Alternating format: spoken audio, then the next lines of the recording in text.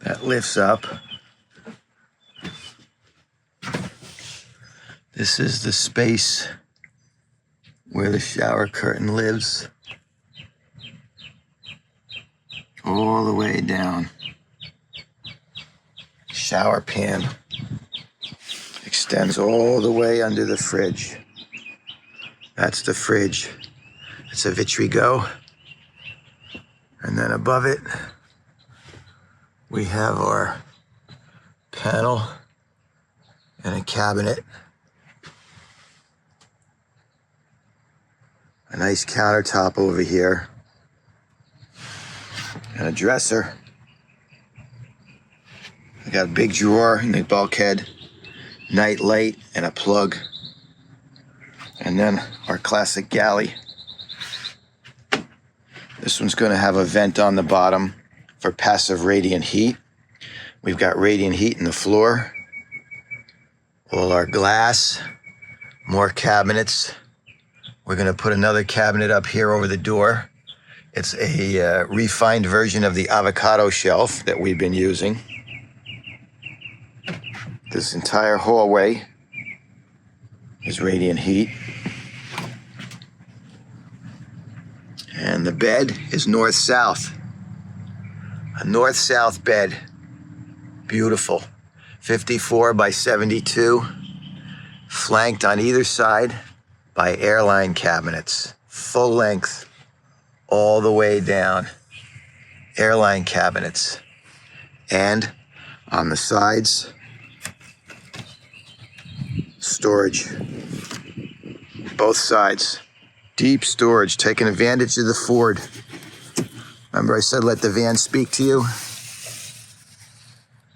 This one is shallow. And this one is very deep. You get a lot of stuff in there.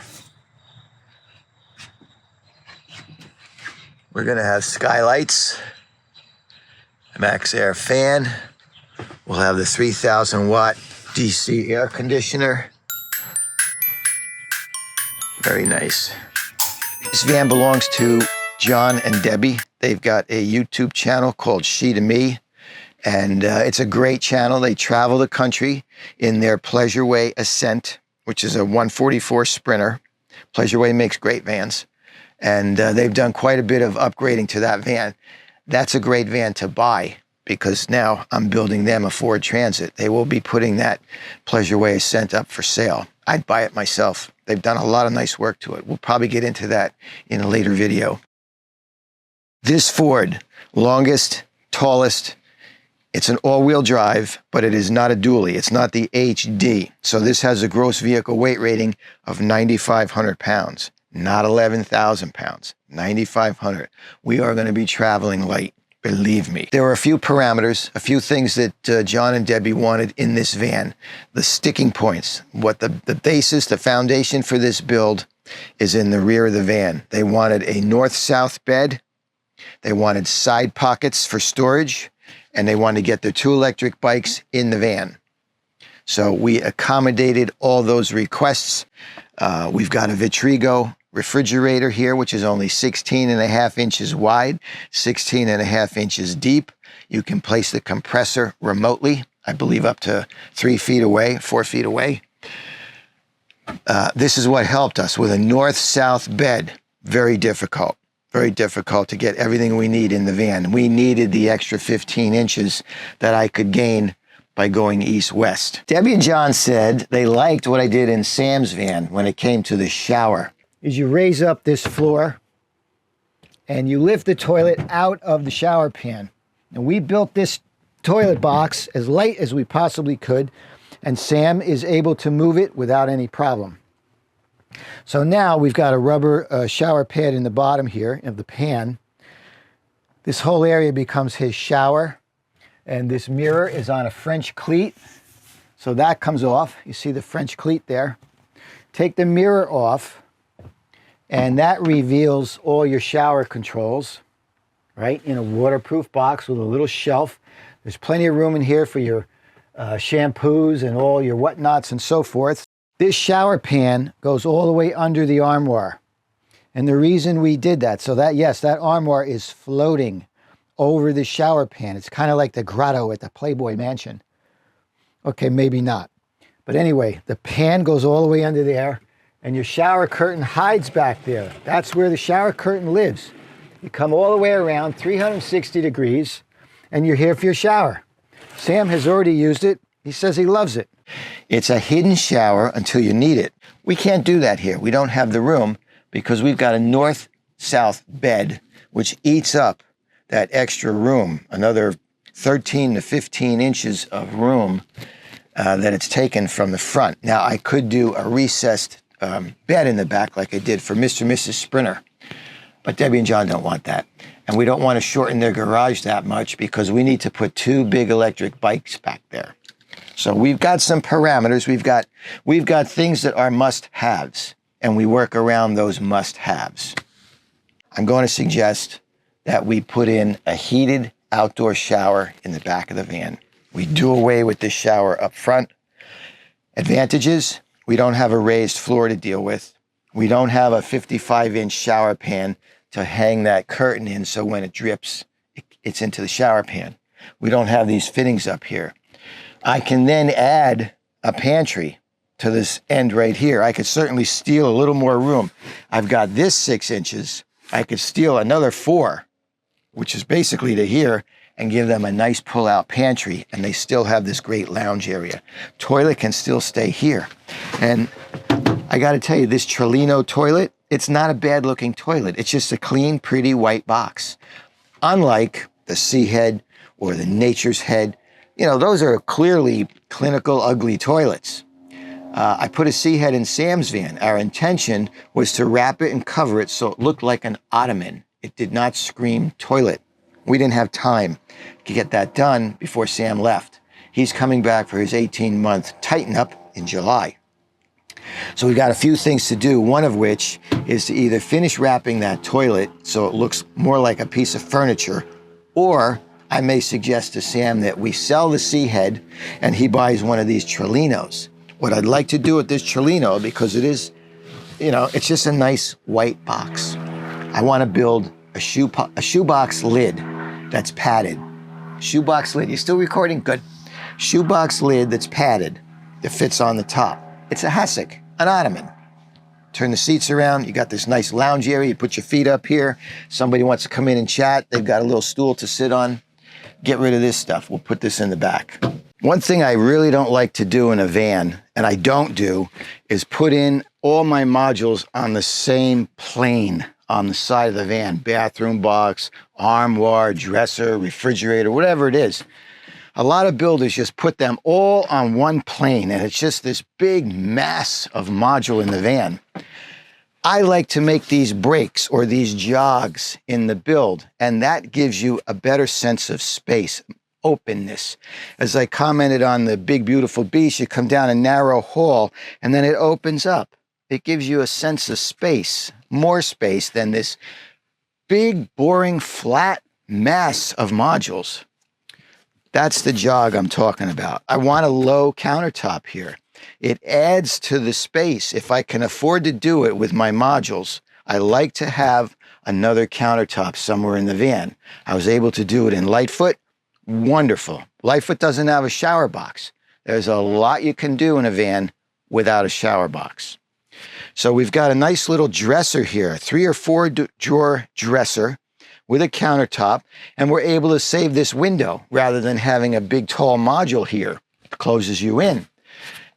Openness, let that light in. This is the Vitrigo refrigerator from Italy. It's only just shy of 17 inches wide, 17 inches deep. It's only 5 feet high. You have a remote compressor. I can put this compressor up to 3 feet away, which I'm going to do. I'm going to bury the compressor in the corner of this dresser and run my lines to the refrigerator. Right now, this refrigerator has to be all the way up to the shower pan line in the van, as does the shower module. See, I need this 4.5 inches for my shower controls. We got to bring our pipes to the back of those shower controls. So I have to frame in this wall, 4.5 inch wall, to accommodate those shower fixtures and the hot and cold water lines. And the reason these two items are pushed all the way up is A, you want a nice big shower area. B, the shower curtain lives behind these modules, remember? So that brings these all the way up. I am going to offer another option for them to look at when they do the cardboard walkthrough. And that is we do away with that shower completely up front. And I give them a heated outdoor shower in the back. That's going to be very cool. In doing so, we get rid of the shower pan. We get rid of the raised floor. We get rid of that module, this wall module. I can take this refrigerator and push it back against the wall. And it really opens up this space. So now you can see in option 2, I push the refrigerator back against the outside wall of the van because we don't need the big shower pan and we don't need to bury that shower curtain. I took away the shower wall, which was 4.5 inches, and I replaced it with this 8-inch piece, which is now a double pantry. You know, that little skinny pull-out pantry, you put your canned goods and your olive oil. Be 2 of them here, one on top of the other. And look at how we've opened up this space now. This aisle is 30 inches as opposed to 26, 27, which is what you normally get in a van. Huge, huge. And you still have your lounge up front. Use the toilet as a hassock. This cabinet gets extended, right? I can bring my controls further down, give them more storage space up here. Let me show you what's in the back. Look at the size of this bedroom. Unbelievable, wide open, unobstructed. You know, John and Debbie do a lot of extensive travel, extended travel. They don't go full time, but when they go out on a trip, they could be out for 8 weeks. So you got to build for them as if it were a full-time van. And one of the things that they wanted was a nice big open bedroom. So you can see I've got my full-length airline cabinets down both sides, 6 feet on each side of airline cabinet. They match the bed, 72 inches, 54. The reason we went 54 is because we wanted these storage boxes on each side. They are deep. Remember I always told you to let the van speak to you? Well, the Ford vans have a jog that comes down and in. You got these nice wide open window walls. Then it comes down and inward. Well, that inward is where we set the base of these cabinets. So they're very deep. 2 long cabinets that are the same depth. And then up front, we have 2 shorter depth cabinets because I need that room for my mechanicals. I've got my water heater under there. I've got my Aqua Hot 3-zone heating system over there. I've got my inverter and my breaker panel. Everything fits in this van like a glove. But the entire van is built around openness and a garage for all their stuff, the stuff they want to bring. They don't want to hang those bikes off the back of the van anymore. We're bringing them inside. Look at the windows. We've got all of our windows accessible. We're using them. Where normally I would fill in that window with a fridge box. Everybody wants the big giant fridges and the big armoires. We don't give up that window in this layout. This is nice. Look how wide open. The airline cabinets, if you remember, I did this for Dr. Steven, Mr. and Mrs. Sprinter. We call these the airline cabinets because they look like the cabinets that are above your seats on an airplane. See? You crack that code? The reason we have these angled cabinets is because when Mr. and Mrs. Sprinter are laying down in the bed, a queen-size bed, I might add, we didn't want anything right in their faces, okay? So that's why we made these cabinets. These are basically drawers on the wall. And we went with the nautical theme.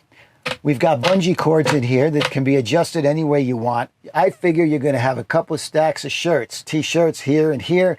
In the middle, you could put socks and underwear. This is a removable back panel, as all the ones in my upper cabinets are, so that at a later date, we can run wires. So the bungees hold everything in place. You put your clothes out of the way. With 6 feet on each side, you get all your clothing, his and hers. This could be for bedding or seasonal clothing. I mean, there's a lot of storage in this van. If you plan on doing any extended traveling or full-time living in a van, this is the kind of garage you should be looking for. This is a bike tray. It's 5 feet, and we're hoping to get 2 electric bikes on here and set them in. John's bike is so large that we had to stop our joists. See, this is our joists right here to hold up the bed. We stopped them on this support, left this one open, and we're actually going to cut away the floor and mount this sled down on the chassis floor. And we gain another 1.25 inches by doing so. With this as low as it can go, with this floor of the sled just gliding on top of the chassis floor and taking away this beam here, this joist, his bike fits. And we got down as low as we could possibly go to give them as much headroom in the bed as we could give them. All important things that have to work together. So this comes out. This is a 5-foot slide with like a 500-pound capacity. I think their bikes are probably 75 pounds each. So they're going to have to lift those on and off. And then over here, we have another. Let me close this one so you can see this next one. So we'll put another one here. This is just cardboard stand-in for now, but he'll be able to pull this out and gain access to all this storage in the back of this tray, as well as what's underneath. And then back there, you can see my mechanicals. We've got our water tank, 37 gallons of water. We got our Mama Luke battery, 630 amp hours. I have room for my inverter and my breakers. My bus bars are in the back. And I've got these guys positioned as far forward as I can bring them over the rear axle. Very important that you got that weight distributed on the rear axle. So the battery, the water tank, these heavy bicycles, that's really the heavy duty weight in this camper. So I want to make sure that it's on that axle. And anything behind the axle, not so good. You'll pop a wheelie that way. But this, when we do this out of 80/20, we're going to be using 10 series. We're not using the 15 series. This 1.5 inch pine stick is the same size as 15 series, 1.5 inches. We're not doing that. We're going with 10 series, which is 1 inch. So we'll have a little more room in between these components for padding. But again, design, if I have to replace that water tank or that battery, they just slide right out.